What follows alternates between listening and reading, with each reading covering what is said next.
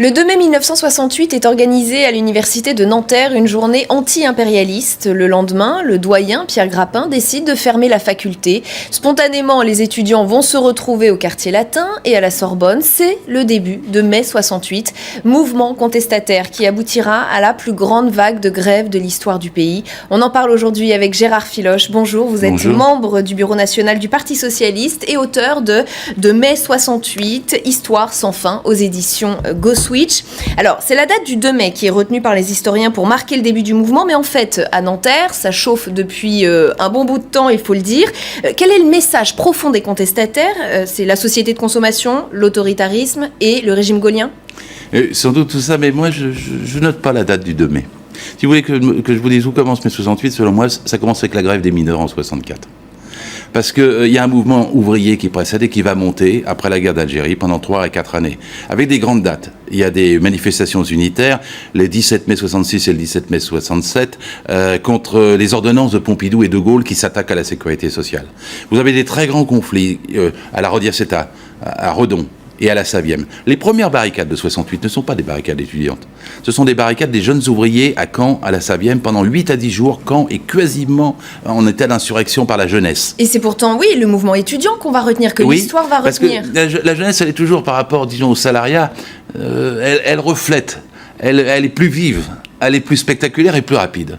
Mais en vérité, ce mouvement de jeunes et d'étudiants n'aurait pas pu éclater s'il n'y avait pas une ascension des luttes ouvrières et de la gauche en même temps, puisque d'ailleurs, il s'en faut d'une voix que la gauche n'ait la majorité aux élections législatives de 67. Et le mouvement et tout étudiant ça, le contexte qui crée la possibilité pour le mouvement étudiant d'exploser.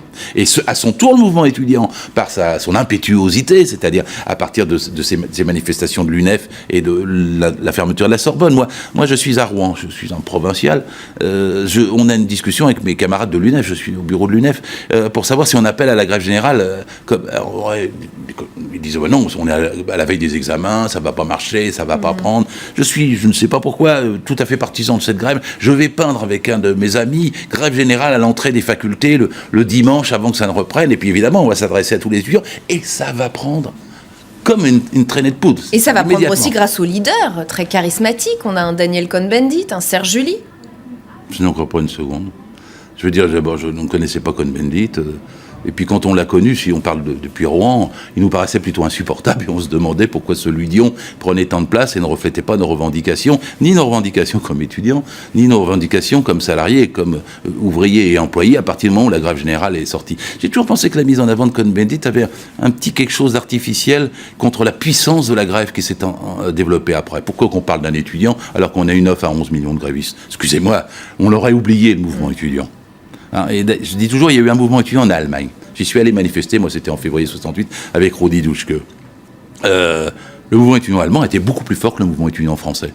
Sauf qu'on l'a oublié complètement, parce qu'il n'y a pas eu une grève générale comme celle de mai 68. Mai 68, c'est d'abord la plus grande grève générale de l'histoire de l'humanité. Pas parce qu'on a un grand pays, non, parce que le pourcentage de grévistes, 9, 10, 11 millions, par rapport au pourcentage de salariés, 12, 13 millions, est extraordinaire. Ça a touché toutes les catégories de la population. À ce moment-là, vous prenez conscience que c'est historique, déjà ? Oui, parce que, si vous voulez, Rouen est une ville qui est encerclée de très grandes entreprises à l'époque, et ça se fait comme une traînée de poudre dans toute la vallée de la Seine. Immédiatement, quelques jours, on a une activité étudiante, quelques jours, il y a une activité lycéenne, parce que les collégiens, les lycéens montent en rang serré à l'université de Mont-Saint-Aignan, à côté de Rouen. Nous nous trouvons d'un seul coup des milliers. Ça n'aurait même pas duré plus de 3 ou 4 ou 5 jours s'il n'y avait pas eu immédiatement, à partir du 13 mai, moi je parle à ce moment-là, il y a une manifestation, il y a 35 000 salariés dans la rue, c'est une très grosse, quoi. Et aussitôt après, ça, immédiatement, ce sont les occupations d'entreprises qui se font, et ça commence à Cléon, Renault. Moi, deux camarades et ouvriers de Clément viennent me réveiller à 5h du matin. Ils me disent, on en rêvait. Ils me disent, on occupe l'entreprise, ça y est, ça s'est fait à minuit, Gérard, ça s'est fait à minuit. Et donc, à partir de ce moment-là, tout change, parce qu'on a un rapport de force tout à fait considérable, toutes les questions politiques se trouvent posées. Et je disais une chose, ça a touché tous les coins de la société. Hein, le festival de Cannes était en grève, mais les chirurgiens dentistes aussi, les joueurs de football aussi. Il y a eu des mouvements dans les plus petites associations, les gardiens de musée, pas seulement les employés, pas seulement les pompistes, pas seulement les transports, pas seulement les enseignants. C'était une vague où la conscience des gens se transformait. En 3 jours, ils apprenaient plus qu'en 30 ans. Face à cela, De Gaulle va finir par lancer une contre-offensive qui va, il faut le dire, prendre les apparences d'un drame spectaculaire. Le 29 mai, il disparaît de l'Élysée, crée un sentiment d'affolement dans la population et le lendemain, il annonce la dissolution de l'Assemblée et la tenue d'élections anticipées. C'est très malin de sa part, si j'ose dire. Je ne crois pas que ça a été calculé, je crois qu'il s'en allait vraiment. Et je crois que Massue lui a dit arrête. Et qu'il y avait une telle panique dans le sommet de l'État qu'on était à 2 doigts, effectivement, d'avoir un renversement de régime. Mais en même temps, la gauche n'était pas prête, ils se disputaient sur la composition du gouvernement. C'est ce que j'allais dire. Lors des élections de juin, les gaullistes emportent la majorité absolue à l'Assemblée nationale et ça met un point final aux événements de mai 68. Attendez, avant qu'ils l'emportent, il faut savoir dans quelles conditions. Parce que d'abord, il y a eu des concessions absolument extraordinaires, normales, pour être faites au rapport de force. Et deuxièmement, ils l'emportent parce qu'il y a une immense majorité d'abstentionnistes à gauche. C'est Laura de Marais est un... Pourquoi Mais parce que les gens attendaient plus. Vous savez, quand les gens partent, il y a un moment donné où on ne peut plus gouverner comme avant, où la question d'un changement démocratique, puissant, de régime se trouve posée. Quand ça n'arrive pas, la déception est aussi forte que l'espoir a été grand. Mais la gauche a été prise de court, elle n'était pas prête à gouverner. Moi, je crois qu'elle n'était pas prête. Oui, on ne peut pas dire qu'entre la FGDS, le Parti communiste, et dans les creux de cette époque-là, et même aux directions syndicales, il y a eu la puissance du mouvement était plus forte que les appareils, si vous me permettez. Et donc, les appareils ont couru après en cherchant des solutions transitoires. Et ils ont eu tort, d'ailleurs, de ne pas demander les premiers les élections. C'est-à-dire, c'était pas à De Gaulle de dire... d'abord, il se plante sur un référendum, puis ensuite... il demande des élections. En fait, c'est normalement, dans une telle situation où d'ailleurs la vacance du pouvoir se voyait, ça aurait dû être la gauche qui demande des élections. On était à un député près à l'Assemblée et qui disent voilà. Et donc, qui se posait en garant démocratique. Mais c'est pas ça que malheureusement la gauche a fait. Ils ont discuté du gouvernement sans parler d'élections.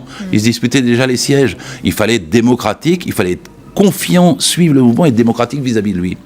Alors, mai 68 a laissé le souvenir d'une atmosphère ludique, hédoniste. Vous regrettez le souvenir qu'on a de mai 68 aujourd'hui ? Il me faudrait des heures pour vous en parler, j'en parle dans mon livre, mais évidemment. Vous savez, dans une grève comme ça, les gens font tout. Il y a des spectacles, il y a de l'amour, il y a de la vie, il y a des idées, et tout se transforme. Même dans les hôpitaux psychiatriques, on me disait que les gens étaient moins malades.